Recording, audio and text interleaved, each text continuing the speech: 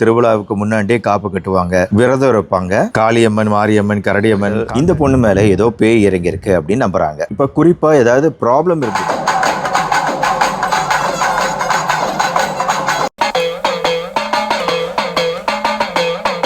இந்த டெல்ஃபி முறையை பற்றி ஒரு மன்னன் வந்து கேட்டானா, நான் எதனால் சாமி அப்படின்னு சொல்லிட்டு அந்த பூசாரணிகிட்ட, அந்த பூசாரணி மூஸ் மூஸ் மூஸ் அப்படின்னாங்களாம்.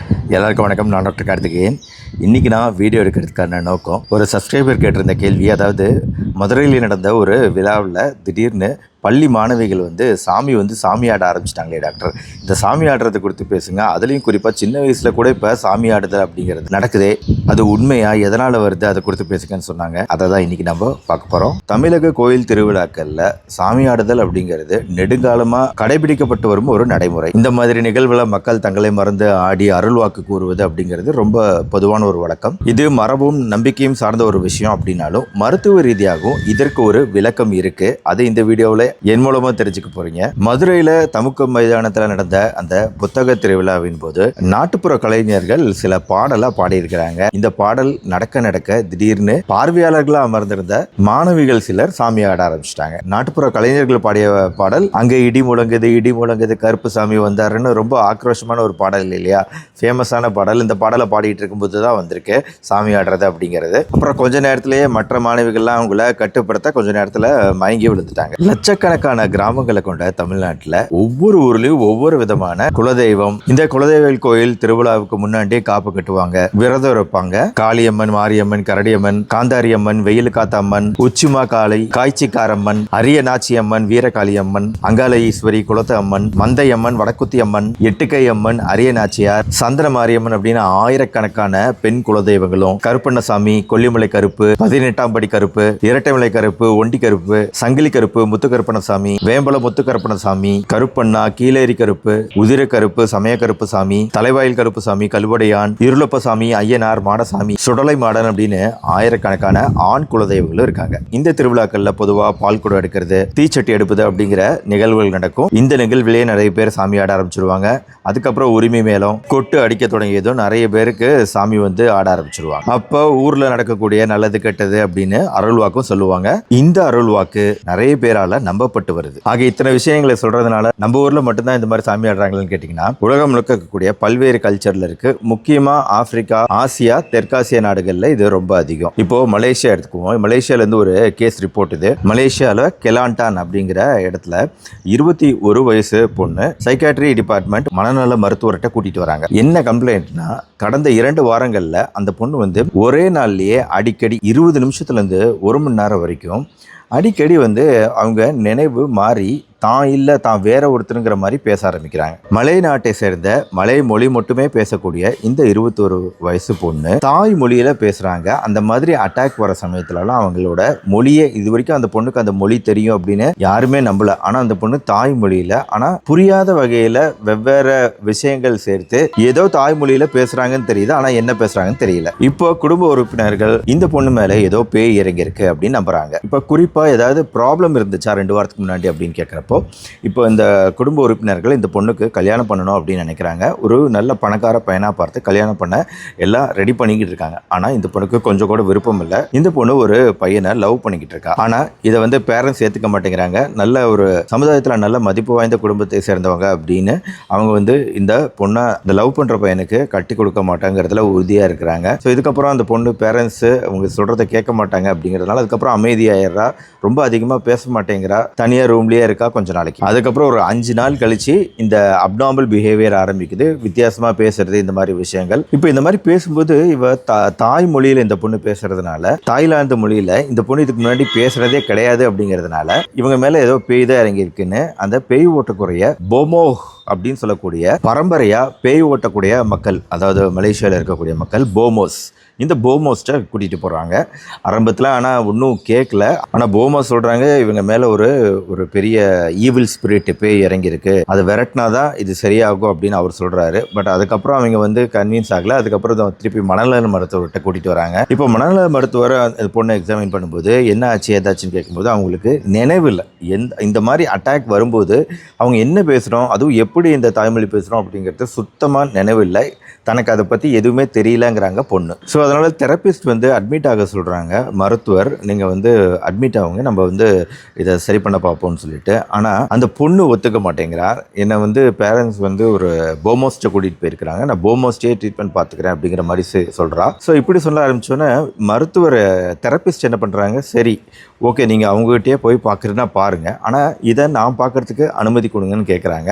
அந்த மருத்துவர் நேரில் போய் பார்க்குறாங்க, அங்கே என்ன நடக்குது அப்படிங்கிறது. இப்போது அந்த பொண்ணு வில்லிங்காக தான் போய் ட்ரீட்மெண்ட் எடுத்துக்கணும் அப்படின்னு சொல்லிட்டு அந்த போமோஸ்ட்டை போகிறாங்க, பேரண்ட்ஸும் போகிறாங்க. ஸோ போமோஸ் தான் செய்ய நினச்சதை செய்ய போகிறேன் அப்படின்னு சொல்லிட்டு என்ன பண்ணுறாரு அப்படின்னா, ஒரு 10 நிமிஷம் 2 பேரும் உட்காந்துருக்கிறாங்க. போமோஸ் ஒரு 10 நிமிஷத்தில் வந்து அந்த கெட்ட ஆத்மாக்கள்கிட்ட பேசக்கூடிய நிலைமைக்கு போகிறாரு. டிரான்ஸ் ஸ்டேட் அப்படின்னு சொல்லக்கூடிய ஒரு நிலைக்கு போகிறாரு இவங்க கண்ணு முன்னாடியே. அதே மாதிரி அந்த பொண்ணோட டிரான்ஸ் ஸ்டேட், அந்த பொண்ணும் அதே நிலைமைக்கு போகிறாங்க. கெட்ட ஆவி அப்படிங்கிறது அந்த பொண்ணோட உடம்புலையும் இறங்கினா எப்படி பேசுவாங்களோ அந்த மாதிரி பேச ஆரம்பிக்கிறாங்க. அப்போ போமோஸும் பேசுகிறாரு. இப்போ போமோஸ் வந்து தன் மூலமாக அந்த பொண்ணுக்கிட்ட இருக்கக்கூடிய அந்த கெட்ட ஆவிகிட்ட பேசுகிறாரு அப்படிங்கிற மாதிரி போயிட்டுருக்கு செஷன். ஸோ இப்படியே கொஞ்சம் நேரம் மந்திரம் பேச்சுவார்த்தை அப்படின்னு போக போக கொஞ்ச நேரத்தில் இந்த போமோஸ் சொல்லிடுறாரு, நீ வந்து இந்த பொண்ணை விட்டு நீ போயிடு அப்படின்னு சொல்கிறாரு. அதுக்கு ஒத்துக்கிட்டு அந்த கெட்ட ஆவியும் அந்த பொண்ணோட உடம்பை விட்டு வெளியே போயிடுது. அப்போ போகும்போது பொண்ணோட கை கால்கள்லாம் அப்படியே சாமி ஆடுற மாதிரியே ஆடுது. அதுக்கப்புறம் கொஞ்ச நேரத்தில் அவள் மயங்கிடுறான். இப்போ அதுக்கப்புறம் ஆச்சரியம் என்ன அப்படின்னா, இந்த ஈவெண்ட்டுக்கு அப்புறம் அந்த பொண்ணு நல்லா புத்துணர்ச்சியாக ஃபீல் பண்ண ஆரம்பிக்கிறா. மறுபடியும் அந்த அட்டாக் வரலை அவளுக்கு. இன்ஃபேக்ட் பூரணமாக குணமடைஞ்சிட்றா. மறுபடியும் அந்த மாதிரி தனக்குள்ளே யாரோ இறங்கி வித்தியாசமாக பேசுகிறது போன்ற விஷயங்கள் எல்லாமே கம்ப்ளீட்டாக மறைஞ்சு போயிடுது. ஆக சைக்கோ தெரப்பி கொடுக்கணும் அப்படின்னு மருத்துவர் சொல்லியும் அவங்க ட்ரெடிஷ்னல் ஹீலியர்கிட்ட போனாலும் அவங்களால இந்த பொண்ணு குணமடைகிறா அப்படிங்கிற மாதிரி இந்த கேஸ் ரிப்போர்ட் இருக்குது. இது ஒரிஜினலாக ஒரு சைக்கியாட்ரிஸ்ட் எழுதின கேஸ் ரிப்போர்ட். இதோட டாக்குமெண்ட்டையும் உங்களுக்கு அட்டாச் பண்ணுறேன் பாருங்கள்.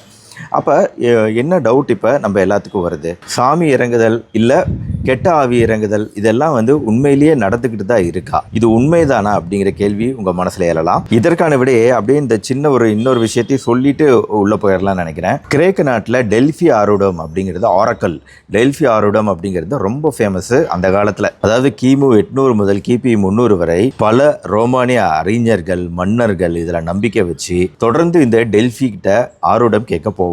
இன்னைக்கும் டெல்ஃபி கிரேக்க நாட்டில் ஒரு பெரிய சுற்றுலா தலமா இருக்கு. தமிழ்நாட்டில் குறி சொல்லும் குரத்திகள், சாமி ஆடுவோர், கோடங்கி அடிச்சு ஜோசியம் சொல்றவங்க, நாடி ஜோதிட குறிப்பு எழுதுவோர்னு இன்னைக்கு தமிழ்நாட்டில் என்னென்ன இருக்கோ இது அத்தனையுமே அந்த காலத்தில் இது டெல்ஃபியில் இருந்திருக்கு. கிரேக்க நாட்டில் பித்தகோரஸ், சாக்ரட்டிஸ், அலெக்சாண்டர் பல மன்னர்கள் வந்து போன இடம் இது.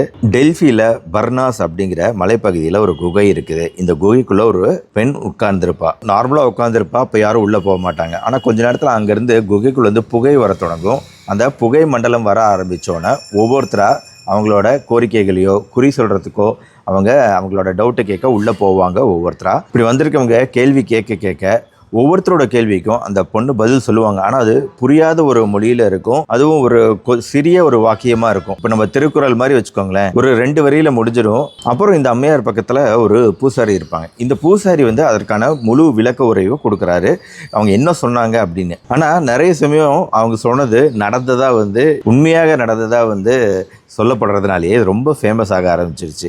அந்த பொண்ணு உட்காந்துருக்கிற இடத்துல ஒரு ஊற்று மாதிரி இருக்கும். அந்த ஊற்றுல இருந்து இயற்கையாகவே ஒரு நறுமண புகை மாதிரி எழும் அப்படின்னும், இன்னொரு குரூப் வந்து அந்த பொண்ணுக்கு ஒரு வித்தியாசமான ஒரு வசியமூட்டும் விஷயத்தை செய்யறதுக்காக ஒரு புகை மாதிரி எலும்பு வைப்பாங்க அப்படின்னும் பல்வேறு வகையில் எழுதி வைக்கப்பட்டிருக்கு. இந்த கிரேக்க நாட்டில் நடந்த இந்த டெல்ஃபி முறையை பற்றி ஒரு மன்னன் வந்து கேட்டானா, நான் எதனால் சாவேன் அப்படின்னு சொல்லிட்டு அந்த பூசாரணிகிட்ட, அந்த பூசாரணி மூஸ் மூஸ் மூஸ் அப்படின்னாங்களாம். இதை வந்து பக்கத்தில் இருந்த பூசாரி வந்து மூஸ் அப்படிங்கிறது கிரேக்க மொழியில் எலி அப்படிங்கிறது மொழிபெயர்த்தானாமா. அதனால் மன்னருக்கு எலினால தான் வந்து இறப்பு நேரம் அப்படின்னு சொல்லி ஒரு முடிவு சொன்னான் பூசாரி. அதனால் அந்த மன்னன் நாட்டில் இருந்த எல்லா எலிகளையும் ஒழிச்சான், அழிச்சான். மூஸ்னு பேர் வச்சிருந்தவங்களை கூட கொண்டிருக்கிறான். ஆனால் கடைசீட்டில் எலினால அவன் இறக்கல, தசைப்பிடிப்புனால இறந்திருக்கிறான். ஆனால் கிரேக்க மொழியில் எலிக்கு வந்து மூஸ், தசைக்கு வந்து மசில். ஸோ அதுக்கப்புறம் என்ன முடிவு பண்ணாங்கன்னா, மூஸ் மசில், மூஸ் மூஸுங்கிறது மசில் தான் சொல்லியிருக்கிறாங்க பூசாரி தப்பாக மொழிபெயர்த்துட்டான் அப்படின்னு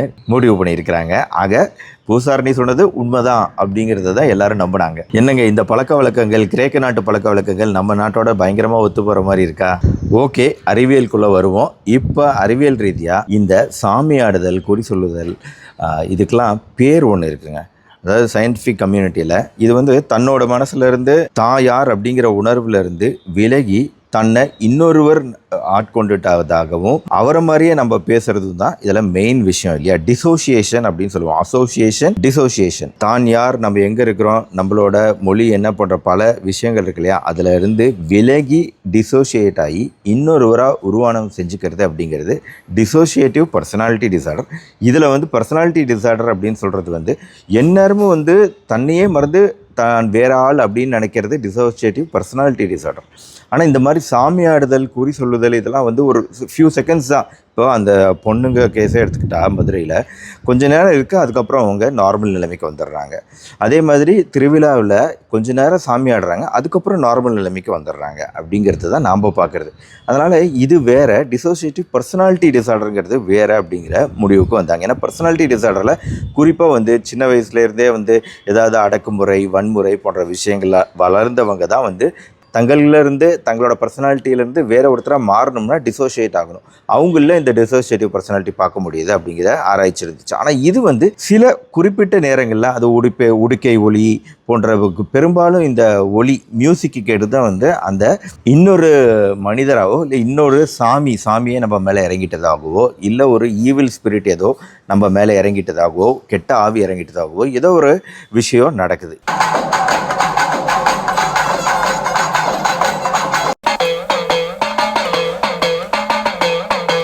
இது கொஞ்ச நேரம் நடக்குது, அதுக்கப்புறம் திருப்பி நார்மலுக்கு வராங்கங்கிறது தான் இதில் இருக்கக்கூடிய விஷயம். அதனால் இது டிசோசியேட்டிவ் பர்சனாலிட்டி டிசார்டரில் ஒரு வகையான டிசோசியேட்டிவ் டிரான்ஸ் டிசார்டர் அப்படின்னு இதுக்கு ஒரு பேர் வச்சுருக்காங்க. இப்போ இந்த டிசோசியேட்டிவ் டிரான்ஸ் டிசார்டர் அப்படிங்கிற இந்த விஷயம் நிகழும்போது தனக்குள்ளே வேற ஒருத்தர் இறங்கிட்டாங்க, அவங்க ஏதோ கண்ட்ரோல் பண்ணுறாங்க அப்படிங்கிறது நடக்கும்போது அது இவங்களுக்கு தெரியாது, எதுவுமே ஞாபகம் இருக்காது. இந்த எபிசோடு முடிஞ்ச பின்னாடி இந்த மாதிரி நடக்கும்போது அவங்களோட வாய்ஸ், இப்போ திடீர்னு சாமி இறங்கினோன்னா அவங்களோட வாய்ஸே குரலே வேற மாதிரி இருக்கும், ஒரு மாதிரி பயமாக இருக்கும். சில பேர் விலங்குகள் மாதிரி கத்துவாங்க, அனிமல் சவுண்ட்ஸ் மேக் பண்ணுவாங்க. சில பேர் அப்படியே ஃபுல்லாக பேரலைஸ் ஆன மாதிரி அப்படியே நகராமல் இருப்பாங்க.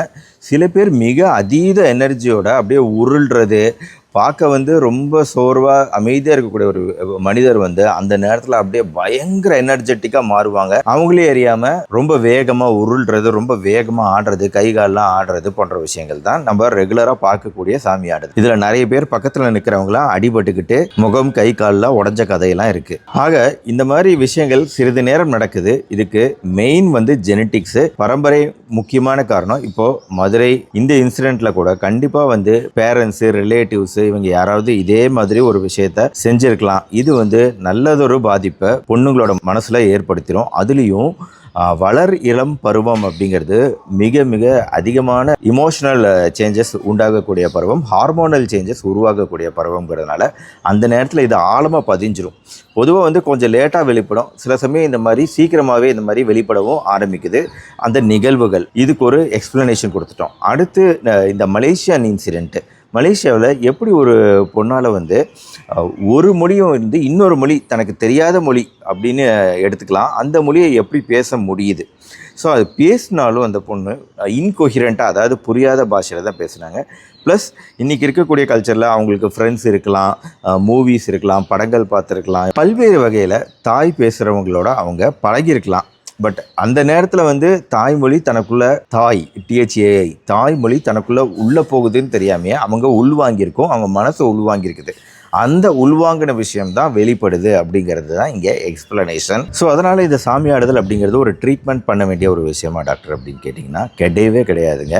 வீட்டில் இருக்கக்கூடிய பிரச்சனைகளுக்கு ஒரு வடிகாலாக இந்த மாதிரி வெளிப்படக்கூடிய எமோஷன் அப்படிங்கிறது அவங்களுக்குமே மன ரீதியாக உதவி செய்யும். அதனால் ஒரு சின்ன எபிசோடாக வரக்கூடிய இந்த விஷயத்தை நம்ம பெருசாக ட்ரீட்மெண்ட்டில் எதுவும் பண்ண தேவையில்லை. டிசோசியேட்டிவ் டிரான்ஸ் டிசார்டர் பொறுத்த வரைக்கும் அந்த நேரத்தில் அவங்கள கவனிச்சுக்கிட்டால் மட்டும் போதும், அடிபட்டுக்கிட்டாமல் இருந்தால் போதும். அவங்களும் அடிபட்டுக்கக்கூடாது, கூட இருக்கிற நீங்களும் அடிபட்டுக்கக்கூடாது.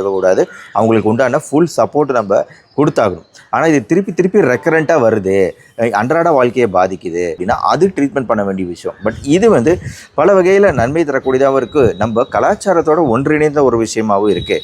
இது அந்தளவுக்கு நம்மளால் புரிஞ்சிக்கவும் முடியல கம்ப்ளீட்டாக. இவ்வளோ தூரம் நான் சொல்லிட்டாலும், டிசோசியேட்டிவ் டிரான்ஸ் டிசார்டர்னு சொல்லிட்டாலும் இதை இன்னுமே நம்ம கம்ப்ளீட்டாக புரிஞ்சிக்க வேண்டிய தேவை இருக்குது அப்படிங்கிறது தான் ஆராய்ச்சியாளர்களோட கருத்து. இதுக்கு ஏகப்பட்ட ஆராய்ச்சிகள் ரெஃபரன்ஸ் இருக்குது, அதை நான் உங்களுக்கு தரேன். மற்றபடி இந்த சாமியாடுதல் குறித்த இன்றைக்கான வீடியோ உங்களுக்கு பிடிச்சிருச்சுன்னா லைக் பண்ணி ஃப்ரெண்ட்ஸ் ரிலேட்டிவ்ஸ்க்கு ஷேர் பண்ணுங்கள். இன்னொரு முக்கியமான விஷயத்த சொல்ல மறந்துட்டேன். ஆக்சுவலாக அந்த மலேசியா நாட்டில் நடந்த அந்த போமோக்களால் வந்து எப்படி அந்த பொண்ணுக்கு வந்து பேய் ஓட்டுறது அப்படிங்கிறத வந்து அவரால் சக்ஸஸ்ஃபுல்லாக பண்ண முடிஞ்சிச்சு, மறுபடியும் அந்த பொண்ணு குணமாச்சு, நார்மலாச்சு அப்படிங்கிறதுக்கான விடையை சொல்லிட்டு அப்புறம் மறந்துட்டேன். அதாவது இதுக்கு உண்டான எக்ஸ்ப்ளனேஷன் என்ன கொடுத்துருக்குறாங்க, சயின்டிஃபிக் எக்ஸ்ப்ளனேஷன் என்னென்னா, இப்போ ஒரு மனநல மருத்துவம் பொறுத்த வரைக்கும் மோஸ்ட் இம்பார்ட்டன்ட் திங் கவுன்சிலிங். அதாவது மாத்திரை மருந்துகள் ஆரம்பிக்கிறதுக்கு முன்னாடி ஒரு கவுன்சிலிங், நம்ம காக்னிட்டிவ் பிஹேவியரல் தெரப்பி அப்படின்னு சொல்லிட்டு பலவிதமான கவுன்சிலிங் டெக்னிக் இருக்குது. இந்த கவுன்சிலிங் டெக்னிக் பொறுத்த வரைக்கும் இது சக்ஸஸ் ஆகணும், அதுவும் மனநல மருத்துவத்தில் சக்ஸஸ் ஆகணும் அப்படின்னா அதுக்கு மிகப்பெரிய தேவை என்னென்னா நம்பிக்கை. அந்த கொடுக்கக்கூடிய கவுன்சிலிங் கொடுக்குறவர் மேலே நம்பிக்கை இருந்தால் தான் யூஸ்வலாக கவுன்சிலிங் சக்ஸஸ்ஃபுல்லாக ஆகும், மனநலம் பொறுத்த வரைக்கும் அந்த பிரச்சனை குறையிறதுக்கு. அதனால் போமோ பொறுத்த வரைக்கும் அந்த இடத்துல இருக்கக்கூடிய ட்ரெடிஷ்னல் ஹீலர். நான் உங்கள்கிட்ட அந்த ஸ்டோரியை சொல்லும் போதே சொல்லிகிட்டு இருந்தேன், அந்த பொண்ணாக திருப்பி கேட்டாங்க, நான் அட்மிட் ஆக மாட்டேன், என்னை அங்கேயே கூட்டிகிட்டு போங்க, அவர்கிட்டயே கூட்டிகிட்டு போங்கன்னு அந்த பொண்ணு தான் கேட்டுச்சு. அப்போ அந்த பொண்ணுக்கு அந்த ஹீலர் மேலே அதிக நம்பிக்கை. ஏன்னா இந்த பக்கம் யாரையுமே பார்த்ததில்ல, ஆனால் ட்ரெடிஷ்னலாக அவங்க ஊர்லேயே அந்த ஹீலரை அந்த பொண்ணு பார்த்துருக்கலாம். அதனாலேயோ அவங்க மேலே அதிக நம்பிக்கை. அந்த நம்பிக்கையின் அடிப்படையில் போய் அவங்க ஏதோ நம்மளுக்கு சிகிச்சை தராங்க, அதனால் நம்மளுக்கு குணமாயிடும் அப்படின்னு அந்த பொண்ணும் நம்பினதுனால, ஹீலர் தெரப்பி கொடுக்கக்கூடிய அந்த போமோவும் உறுதியாக நம்பினதுனால, இது ஆவி தான், நம்மளால் ஆவியை விரட்ட முடியும் அப்படின்னு 2 பேரும் உறுதியாக நம்பினதுனால தான் இதில் சக்ஸஸ் கிடைச்சது அப்படிங்கிறது அறிவியல் பூர்வமான ஒரு எக்ஸ்ப்ளனேஷன்.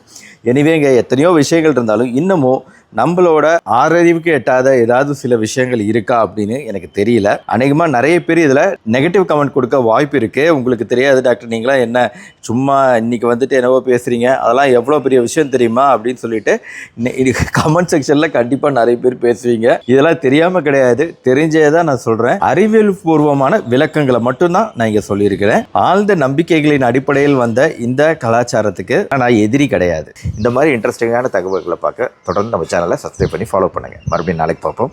நன்றி, வணக்கம்.